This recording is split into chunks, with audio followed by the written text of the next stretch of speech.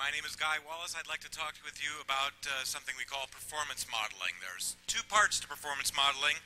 One is to chunk out what we call areas of performance or segments or major duties, key results areas, etc., etc. You can use many different ways of chunking this out.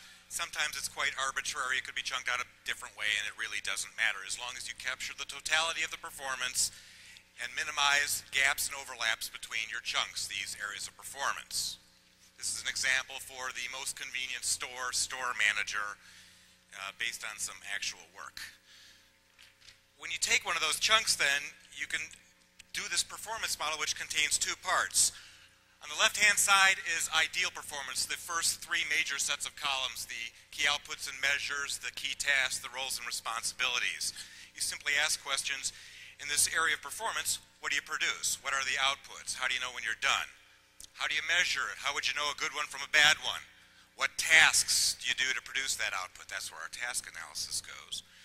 And then to clarify roles and responsibilities, you can articulate in a collaborative environment who's doing what. If it's a single performer, then you can skip those roles because it's just one job. The right-hand side constitutes a gap analysis against that ideal performance, and I often look at the measures for an output and ask, typically, are we not getting outputs that meet those measures and standards if we can find them?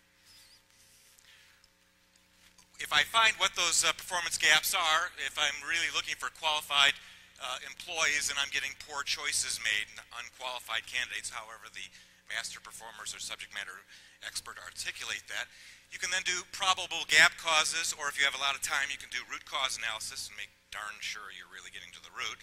But if you're dealing with master performers who bail out other performers, often they know what the causes are, and then you contribute those causes back to deficiency of environment, deficiency of knowledge and skills of the performer, or deficiencies of their individual attributes and values. Thank you.